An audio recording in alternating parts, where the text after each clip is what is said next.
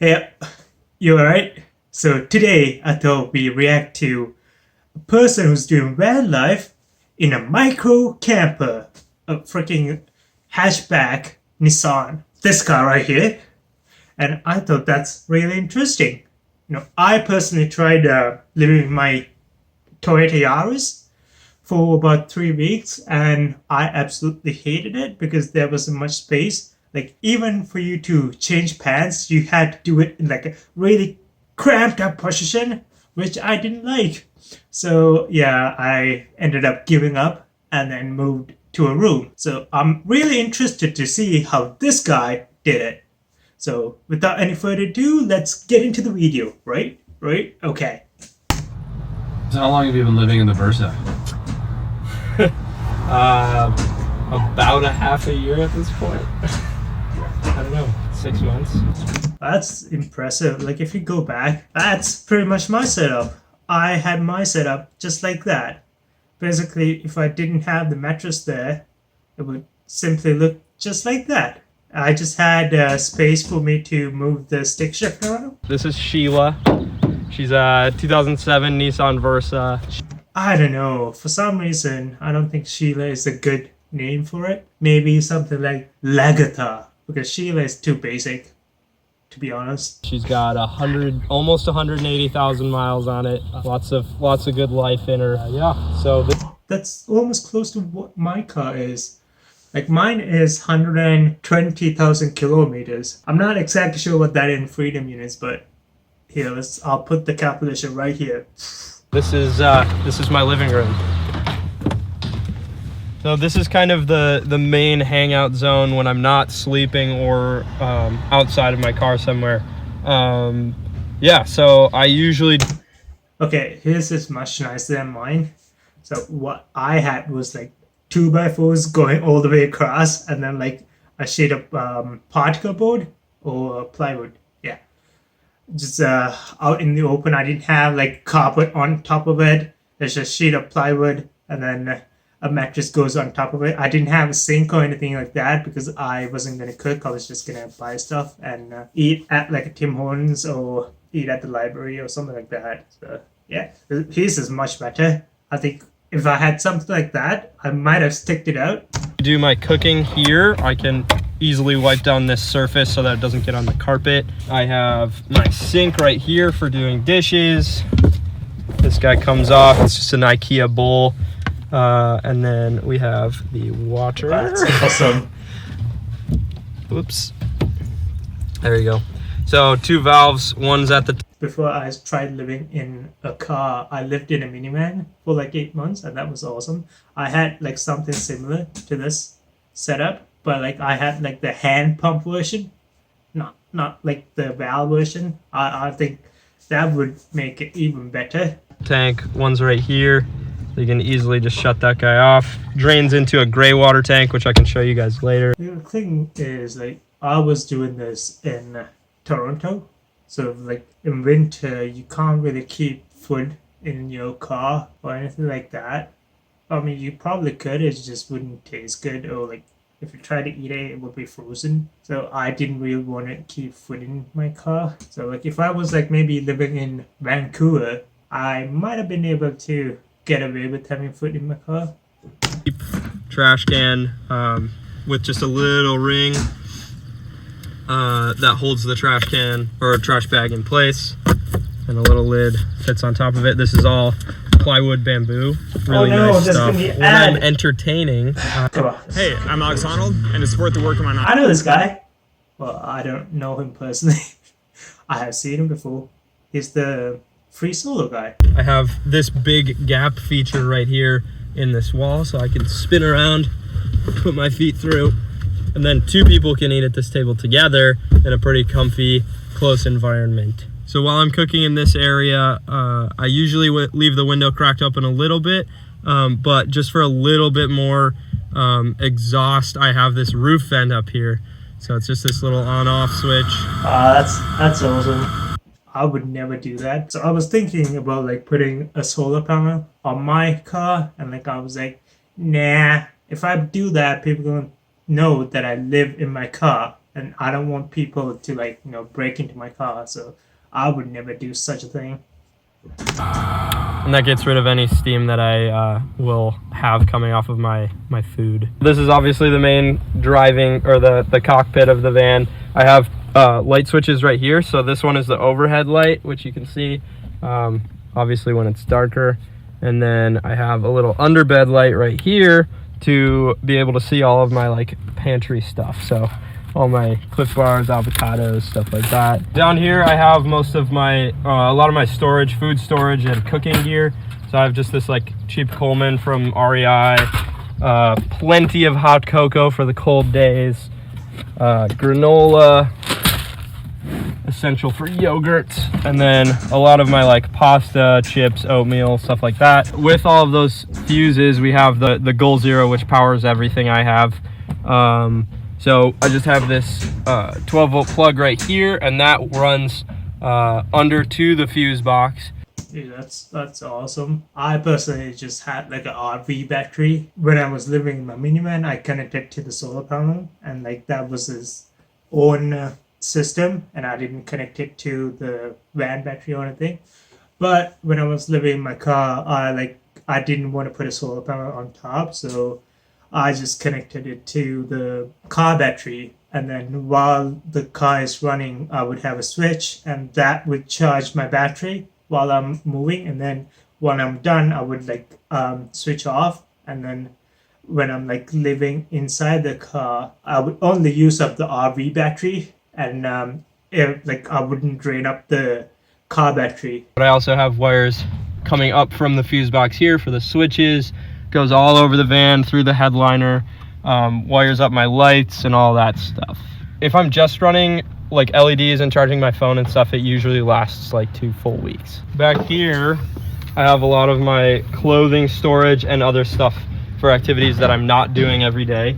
So I just have this duffel, socks and underwear, main stuff. This guy comes out. In my Yaris, I didn't really have that much space. I think it's mainly because I used 2x4s to like make my frame.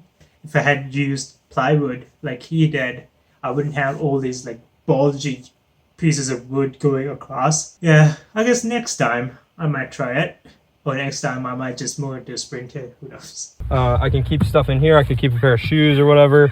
This is my 6-gallon tank, which feeds into the water tank, and my... Yeah, I had something exactly like this, blue tank, except instead of like clean water, I had all the gray water that comes out of my sink go into that in my minivan. Gray water tank down there. The gray water tank is currently hidden by my window curtains and boots. The problem with like gray tanks and sinks and stuff like that in Toronto at least is like once winter comes, you can't really use any of them because it's freezing inside. Unless you have like everything temperature controlled, then like you would have to have like a diesel heater running 24/7, and like I didn't want to do that because that's extra charge. What I did was I just went into the van to sleep and only, and also charge my equipment like my cell phone.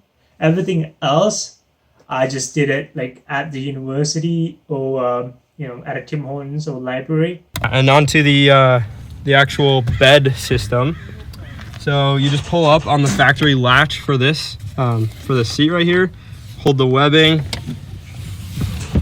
That's awesome.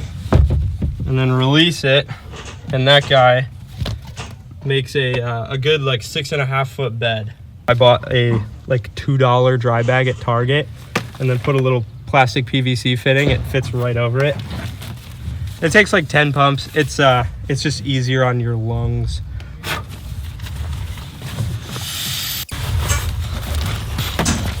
Good for him, man. Good for him. I did the stupid thing, and I was like, I don't want the discomfort of like sleeping in stuff you sleep in when you go camping. So I had like not a full-size mattress, but like it's like the mattresses that comes with IKEA futon.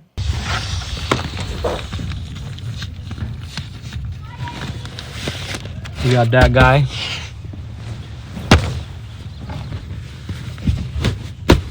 Perfect.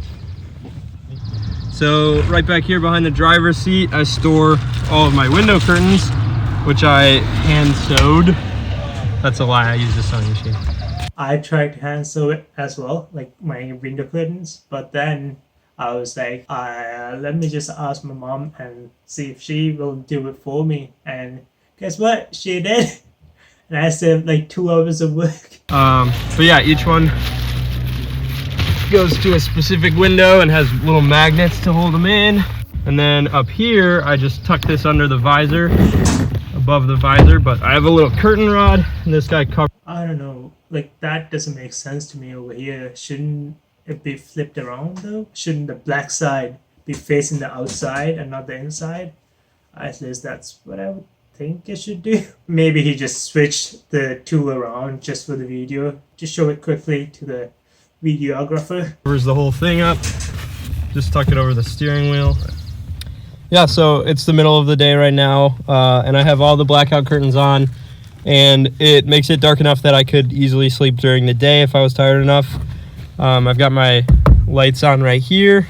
I also have an additional like gooseneck light right here, so if I am sitting at that chair again, I can use this as a study. Craftsmanship on this car is top notch. Yeah, like if you compare this with mine, I have like high school level wood craftsman skills, and this guy is like $1,000 per other craftsman. Study light, USB right here for if I want to charge while I'm sleeping, or I can use the one back here that I was talking about.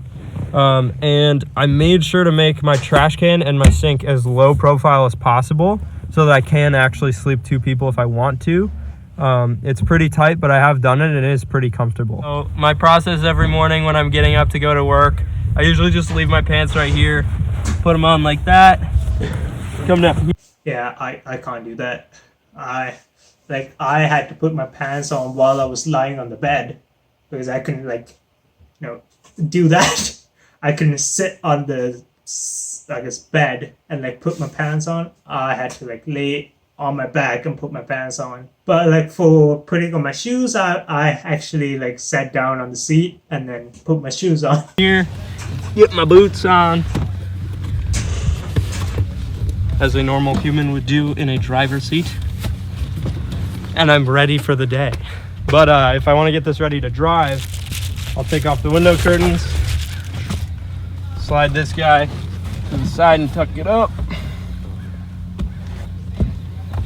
I can actually take off all of the essential ones to drive somewhere just from this driver's seat. How long did it take you to build it out? So over the period of 6 months, I was constantly improving it and redoing some things, but overall it probably took me a little over a month to get things functional and get wires run and Yeah, that makes sense. I spent 3 days on mine. I was like, okay, that's good enough. From the first time after I lived in my van, I knew all I'm gonna do is just sleep in it. I'm not gonna do anything else in it. So I was like, okay, just gotta have the bare minimum. The lights run, and to have a running sink and all that. Well, guys, that's the video. And I think the video is awesome. I wish I had a setup like that. Maybe I would have stick on it, but I really didn't see the point because of the pandemic, everything closes at 10 p.m. My classes, I'm doing a post-grad, and my classes go from 6 p.m. to 10 p.m. and then afterwards, I don't have a place to go to do some work at. All the libraries close at 8, the tip ones close at 10, and then if I wanted to get some work done after 10, I would have to go to the car, and then you had to dismantle the bed so I can get on the back seat and work on my car. It's just not a comfortable position to do stuff, so that's why I rented a room. Alright, well, that's it for the video. I hope you enjoyed watching it, and I'll see you in the next one.